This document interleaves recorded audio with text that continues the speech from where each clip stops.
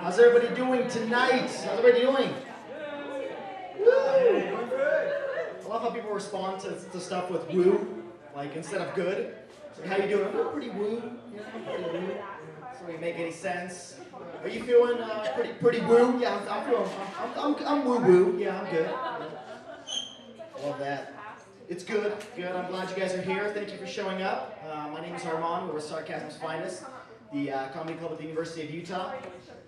And I'm a dental designer by day and a stand-up comedian by night because it doesn't pay very well. So I work at a dental office, and most people don't know what I do with that office. And I'm going to explain it to you because I think you guys are smarter than most of my friends. And let's see if you guys can figure it out. Okay, so this is what I do at work. So I go in, where a doctor takes an impression of your mouth and is poured up into a model. That model is then put into a 3D scanner. 3D scanner scans in 3D software. Software goes to another computer. It's milled out using calculations. Then it's put in an oven, sintered, and then it comes out as a tooth. Is that so hard to understand? I know that people are bullshitting with me because when they look at me and they're like, oh yeah, I totally get it. Oh yeah. So like data entry and stuff, right? Yeah, I got you. No, not at all. Yeah, people are pretty stupid. Although one time I was caught off guard. I was getting coffee at the University of Utah, and the guy asked me, what do you do for a living? I'm like, I do design teeth. I design teeth. He's like, oh, like on a 3D software? I'm like, how did you know that? He's like, oh, why are you going to school then? Why are you serving me coffee if you know what it is? That's a better question. You work for a competitive dental office, don't you? Yep, and I do stand-up comedy, and it's hard convincing people that I do stand-up comedy. Nobody believes me. Nobody ever believes me. Every time I tell them, they're like, well, you dress like that. How do you, you're not a stand-up comedian? How are stand-up comedians supposed to dress? Like, I'm a Wall Street banker turned amateur comedian. I do this for no pay, just for fun, just for shits and giggles. Now, I do stand-up comedy, so I find myself like overcompensating, right? Because every time I tell somebody that, this 99% of the time, this is their answer. This is like their reaction. I tell them I'm a stand-up comedian. They look at me and they're like, that's a good joke. Is that your first joke? That's pretty good. Not bad. And they get angry. Yeah, you're a stand-up. You're a stand-up comedian. Then they get sad. You? I'm sorry. People apologize. You notice people apologize? Like when you say, oh, my dog passed away. I'm sorry. Did you have anything to do with it? Why? What the hell? Yeah, everybody's response to stand-up comedy, I'm sorry. Like, no, I'm okay. Like, are you any good? No, I suck. I keep going on stage, though, for 7 years. I keep doing it. I get booed off stage, but I keep coming back. They're like, the thing is, though, I've never heard anything funny from you. I'm sorry, that's too mean.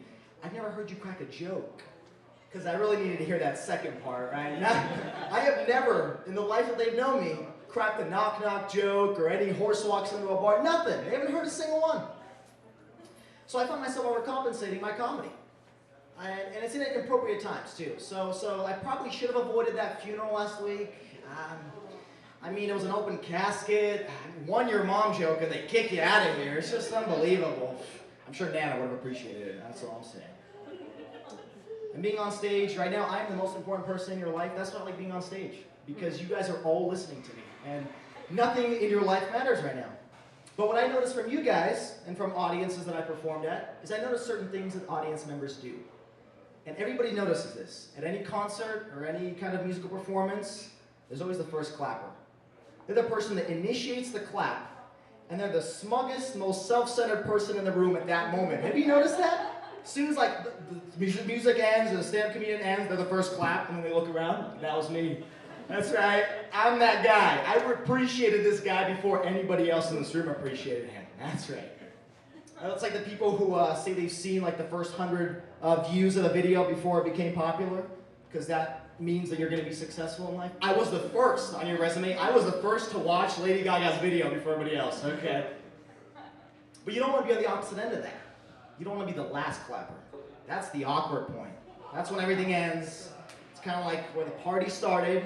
You had a chance to enter, and then it ended, and you walk in, and everything's broken bottles. There's just people hanging off of doors, and you're in charge of cleanup. That's what it's like being the last clapper. And you see this because as soon as everybody ends the last clap, and he knows what he did, and he starts hiding his hands. And everybody over the room looks at him like, are you out of your mind? Do you have any idea of social cues? turn over to the people, that guy's a weirdo. Why couldn't he be like the first clapper? That guy's awesome. You don't want to be the mid clapper too. The one like that gets anxious. He's usually the first clapper and he's like, I want to get this feeling again. So mid-sentence, somebody's talking, and that's when I learned about my leadership. And then they know that they lost it. That's it, all right? They're done. You can't come back from that. You end up being worse than the last clapper. And I'm also part Russian, so I speak Russian, which means I rode in here on a horse and wearing no shirt. So I'm recording this whole conversation and reporting it back to the motherland, so hi, Putin. I speak Russian, and I've noticed there's a lot of weird Russian superstitions. A lot of weird ones. Ones that don't make any sense, as if superstitions make sense anyways.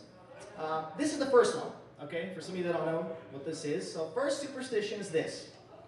If your nose itches, that means that somebody is talking about you. All right? So your nose itches, because that makes perfect sense, anatomically speaking. So which means that you're the most popular person during allergy season. I mean, everybody is talking about you. Everybody, Arman this, Arman that. I appreciate it, but stop. My nose is killing me, all right? The Armenian nose is huge. Once it pours, it's gone. It's a river. Okay, so stop talking. I appreciate the respect, but stop. Second superstition. Okay, second one. If you leave the house and say you forgot your keys, your wallet, whatever, and you close the door and you open it again, you have to look at your reflection in the mirror. Or else gypsies will run out and ruin your face. I actually don't know what it is. I've made up that last part. But the other part is true. Yeah, you have to look at yourself in the mirror. Which is amazing if you're self-centered. Like every time you're just going to be forgetting stuff. Like, that looks good. I forgot my keys. Oh yeah. Oh, yeah. Look at that handsome guy. All right, yeah. I have no pants. It's cool. I'm good. Third superstition. If somebody steps on your foot, by accident or on purpose, whatever it is, you have to step back on their foot or else it's going to stunt your growth. Because again, biologically speaking, that's what you learn in school, right? Which is, I mean, that's fine, but imagine in public. Say you're on a bus, right? You're riding, you're holding on, you hit a speed bump, all of a sudden somebody accidentally steps, oh, I'm sorry, sir. Excuse me? I'm 40 years old, I haven't hit my growth spurt yet. Don't ruin it right here. Shh. Unbelievable. And weird things happen. So I'm going to school right now, and you learn a lot of new words in school, right? New words, new meanings.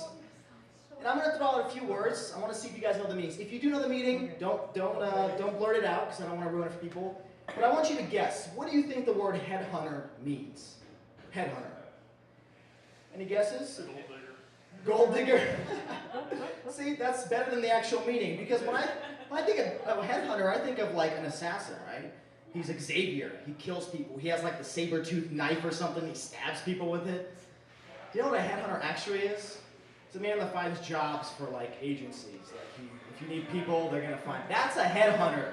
I just went from Xavier being awesome to Xavier is lame working in accounting in a cubicle and he's throwing darts at his board. That's what he's throwing. It's not cool. It's not cool. Another weird name. Another weird one.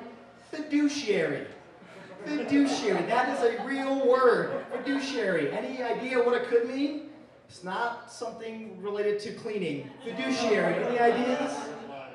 No, well, you know what it means? It means that somebody has financial responsibility over your account. It's a very boring financial term. The guy's probably 40 years old, he wants to kill himself because he's going into finance. I can relate because I'm going into finance, so I can judge. Another word, okay? Pro bono. Not dirty. Don't even, I know you thought of something dirty. You thought of pro bono. That's a real word. Any idea what that means? If you know it, then, you know what it is. Okay, don't blurt it out. Any other ideas? Don't blurt it out. Just think it in your head. I don't want to hear the nasty thoughts you guys are thinking. Pro bono, it means a lawyer is going to do free work for you, just because he's nice. That's pro bono. Because those two words match entirely. I don't get it. And I meet weird people at the U as well. I meat people who aren't sure about their majors. So I met a guy the other day, and he's like, I'm thinking about going into computer science. But if that doesn't work out, I'm going to go into kinesiology. Excuse me? What? It's like kinesiology. That sounds fascinating. What do you do? I have no idea. No clue. It sounds awesome though, right? All this guy did was he went on the general catalog, and he's like, what is the most complicated looking kinesiology? That's my new major. Put that on my wrist. You have to do what with human beings? Okay, no, I'm not doing that. That's just weird. And I hate political science students. I'm a political science minor, so I can insult any political science student. I hate them. Hate them because they act like they know everybody on the planet. Right? You're sitting there and you're watching TV like, oh, that's the mayor. He's pretty cool. I can hook you up. So I got you? I got you. You like Barack? Speed down number 2. We're closed. Tomorrow. Carl Jr. We'll meet there. Yeah, he's going to be there. And you follow up. What happened to Barack? He's like, oh, I'm not close to the Secret Service. I'm close with Barack Obama. That's not my responsibility. I knew that he wouldn't go to Carl Jr. He's an in-and-out kind of guy. And then they always like find excuses as to why things aren't happening. I hate political science students. I despise them. They're horrible human beings. It's like you're working at Smith's as an intern. How do you know the President of the United States? How do you? And I came from the bank actually yesterday, and I noticed bank is a weird place. It's a place where you spend like 3 or 4 times a month, but every time you go in there, you're going to be startled by something stupid or crazy. So I walk in the other day, I'm going to put in my paycheck, my $20 that I earned for the week, making big money. So I walk in, and there's this guy standing there on his phone, and he wants everybody to hear his conversation. So he's walking around, he's like, yeah, no, I'm going to need that money, $30,000 in my bank tomorrow, or I don't know what's going to happen, so you don't want to figure it out, okay? Now, I believe him if he wasn't wearing corduroy sweatpants and a white shirt with pizza stains on it. 30,000 investment pizzas maybe? I don't know. I don't see you making that much money. Then there's that one guy who walks in Friday night, 5 p.m. to the bank to cash in his check. It's payday. Walks in, sees a huge line. Unbelievable. And he walks right out and he's gone. That means he'd rather not get paid for an entire weekend than to stand through a line for another 10 minutes. And you see him outside like texting in his car after you leave. You're like, you could have just stayed. What are you doing? And then you have the person in front of you that has the most complex transaction on the planet. They got wire transfers, they're like talking different languages, and the cashier's like, we'll be with you in like 10 minutes. 30 minutes, more like 30 minutes, it's cool. And you finally get up to the cashier. And I think in life we all want to act like high rollers, right? That's why I dress the way I do and buy shirts 2 sizes smaller than what I actually can fit into. Yeah, that's the thing, we want to act like high rollers. But at the bank, that's impossible. The one place it's impossible to act like a high roller because they know exactly how much money is in your account. As soon as you walk up to the cashier, like, I'm going to deposit my $20 in my account. And she knows I think I'm a high roller, so she's like, do you want the one with the overdraft of $248 or the savings of $0? Which one would you like? They don't need to hear that, okay? I have a $30,000 investment coming in tomorrow just between me and you. Yeah. That guy's gone, so he didn't hear the conversation. But please don't put in the overdraft 248. They take it right out. I need it for tomorrow for lunch. Please don't. Please. Jeez. And I was standing in line at the bank, and there was this cute little girl standing next to me, and she answers her mom's phone. And I think it's cute. I like little girls. That came out horribly. I like daughters, like in that sense. Anyway. Beside the point, there was a little girl standing there, and she answered her mom's phone. I'm like, oh, that's cute, you know, she's answering her mom's phone. That's sweet. Mom's probably busy. No, upon further realization, this was her actual phone. She had a smartphone. She's like 7 years old, picks up the phone. And it's sad when 7-year-olds have a more professional lifestyle than you do. She answered the phone. She's like, no, you know, Clarice, I can't hang out tonight, all right? My schedule's packed, all right? Tomorrow, I might be able to fit you in, maybe. I was expecting her to throw in, like, my secretary will call your secretary, I got Lego time, I got food time, nap time's taking a whole chunk out of my schedule, I don't know. We'll make it happen. We'll make it happen. Here I am on a Friday night, and like, I have a car, I have a wallet, and I've got nothing to do. She's got busier plans than me. And I feel like the thing is, when I answer the phone call, I gotta make sure my voice sounds right. Because I don't answer phones very often. And I'm paranoid because as a kid, when I used to answer phones, people thought I was my mom. They did. And by kid, I mean 13 years old. So I would answer the phone, and I'd be like, hi, this is Arman. Like, Marina, hey, I got something to tell you. No, this is Arman. Yeah, cut the crap, Marina. Come on, we know. This is Arman. Oh, boy. I didn't say that, or else that would just make it weird. So now every time I answer the phone, I gotta look at it, and I'm like, yeah. Yeah, hello? Yeah, I can hang out tonight. No, I got nothing to do. I gotta hang out tonight because this girl has better plans than I do. All right, we're hanging out tonight. Thanks. It's horrible. Horrible. And the thing is, everybody has phones on them 24 hours a day. You guys all have phones, right? But have you ever reached somebody on the first call? Ever? Does anybody ever pick up? If they're like me, I just stare at it. I'm like, do I need to pick up? Are you dying? Probably not. You're using your fingers, so I mean, you call 911 before me. Yeah, I'll talk to you later. You see that face dancing up and down? Answer me. No, not happening. It's weird when they answer off the first call. Like you dial, it's like, hello? Shit, they're watching me. They're around me. They knew I was gonna call. Nobody gets their phone out of their pocket within one ring. That never happens. They're just staring at their phone, waiting for my call. Yeah, I was waiting. Oh, God. Horrible. I hate it when people have they're not going to pay attention to you when they have the IVs attached to their phone. So they've got, what I mean by that is they have a battery pack in their pocket and the cord is going into their phone. They're just holding it. You know they're not listening to anything you're saying. You can be just telling, yeah, so I think your parents got in a car accident and they're not coming home. Yeah, no, okay. Yeah, I got you. They're looking at their phone, somebody's calling. I'm not going to answer this. It's horrible. And then the people who use their phone when they're like eating steaks, like they're holding it and like, when will technology figure out a solution for this? For what? Put the phone down. You have two hands. Like, I don't know what to do. It's not glued. It's just there. Put it down. Horrible. I go to the gym a lot. That's why my shirts are kind of small, just to prove that I go to the gym. I go to the gym a lot. And I think it's a weird place because I feel like I'm getting old with the gym. I'm not understanding technology anymore. So I'm going up to the treadmill, I'm feeling my adrenaline's bursting, I'm feeling like I'm ready to run. My blood cells are dancing, because I think that's how biology works. I'm a finance major, not biology. So I'm getting up on the treadmill, I'm ready, I'm dialing in, I'm like, all right, let's start this thing. And then it starts asking me like a Dr. Phil interrogation. It's like, why do you want to run today? All of a sudden, yeah, I'm just feeling it. What's your age? What's your height? How much do you weigh, huh? What's your relationship status? Why are you single? What's going on? All of a sudden, out of all the times you've been to the gym, you want to run today? Are you planning a terrorist attack? What's going on? What weather do you want to run in? Inside? I don't know. It's like picking different conditions on this little screen. Finally, I get it turned on. I'm running. I'm jogging. All of a sudden, I put up the speed too high because I'm, a man. I have to show off my testosterone, Jasmine. So I'm running, and all of a sudden the red cord rips off, and it shuts off. And I knew, that's it. I'm done. I'm not going through that 20-minute interrogation process again, all right? Dr. Phil's going to come out with a shoe and beat me again. That's not happening. So I just had to go to the machines because I feel like I'll have better luck with machines. So I go over there. Machines are there, and they're getting really complicated. Okay? I go up to one. It's got ropes, pulleys. It's got like pads sticking out, a pole down the middle. So you look at the stick figure that's supposed to tell you how to do it. Even the stick figure's like, I don't know. Your guess is as good as mine, buddy. I've been figuring this out for 20 years. I don't know. So you're like, I guess I'll get into it. So you start like moving around and you just shifting, moving your arms.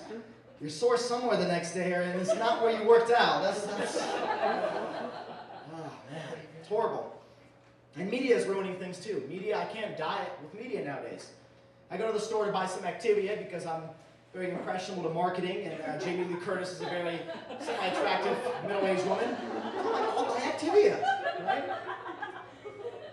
Problem is, Activia has an association with it. So as you're going through the checkout, you can't buy Activia without people thinking you have indigestion problems. So I'm going through the checkout, and the woman's like, no, I know this feeling. I had this a few days ago. Word of advice, add some honey, probiotics, flush you right out of your system. No idea what she was talking about. I'm like, Jamie Lee Curtis is doing what? Very confused. And then you buy Axe, right? I use Axe deodorant, the dry stick, because I'm not in 7th grade anymore and I don't use the spray. So I use the Axe dry stick, and I can no longer use that without people assuming that I have problems with getting women, right? Because in the commercials, like you put on Axe and just women jump on top of you. So I'm going to the same checkout, and it's the same woman. Oh, this one too, huh? Yeah, my son had this problem, yeah. Just put it on, don't worry about it. They'll come, all right? It's okay, you'll find that one person, you're good. No idea what she's saying. It's horrible. And media with like TV shows too. TV shows are weird, and movies as well. They're showing like people when they shoot somebody, they just pick up the gun, they just wipe it off like a paper towel, and their fingerprints are gone. that doesn't make any sense. And it makes me think, maybe I could be good at murder. All I have to do is just spit in it a little bit and wipe it off, and all of a sudden my fingerprints are gone.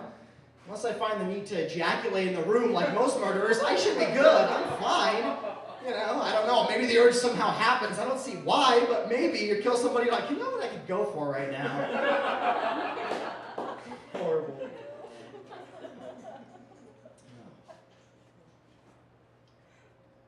And I'm not Mormon, but I know I have a lot of Mormon friends. And when I meet non-Mormon people, they're just too extreme for me. Way too extreme.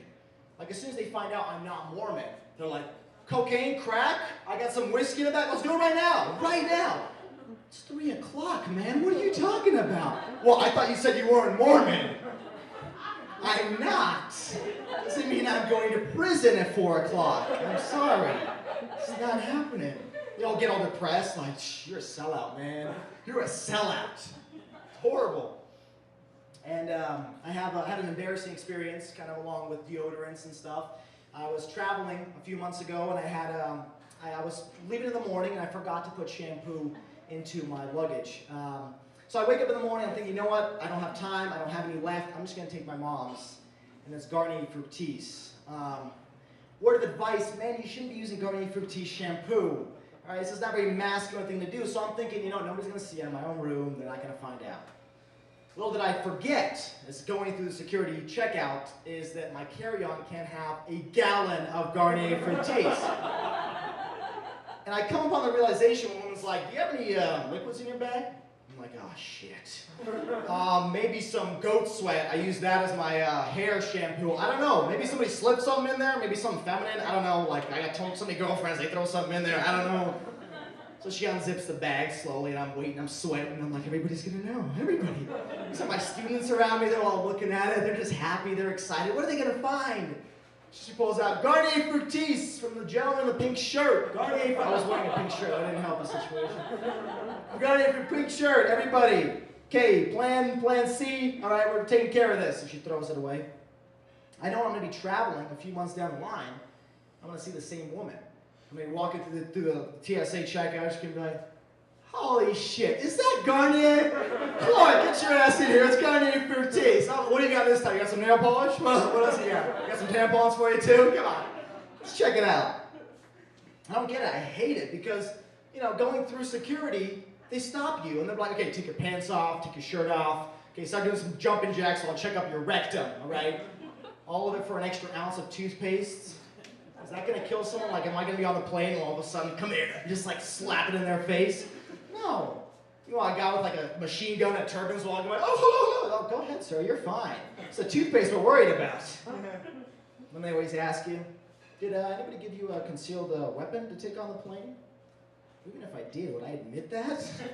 Like, now that you mention it, there's a guy with a turban, long beard outside. He's hanging on packages. He's saying it's my ticket to heaven. You're talking about Arman. He's a nice guy. I don't know what you're talking about, but that's the only package I've ever gotten.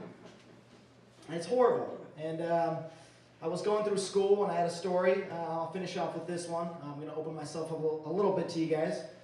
So when I was in school, in middle school particularly, my parents apparently, I think, hated haircut salons, so we'd use the Flowbee. Does you know what the Flowbee is? No, you know what it is, yeah. And you're embarrassed to know that you do. Yeah, I know. A Flowbee, for those of you that don't know, it's a redneck's version of a haircut. So what it is it's a vacuum cleaner with scissors attached to the end. So it sucks on your hair and cuts at the same time. Efficiency, because when you're a redneck, every minute counts. So as a kid, I'd use this, and the thing is, my parents would still have to cut the surrounding areas, like the sideburns and stuff.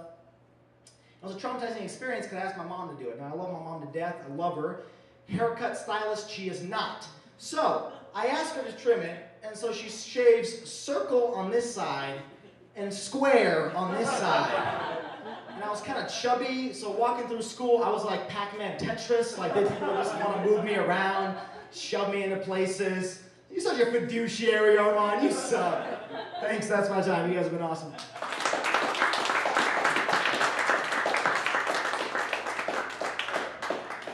I guess, yeah, we'll finish up with that. That's our show. show. If any of you guys want to perform or have some material you guys want to do, go ahead. Thanks for coming. If you guys haven't liked us on Facebook, Sarcasm_S Finest, and we'll have more shows. So thanks, guys. Thanks for coming. I really appreciate it.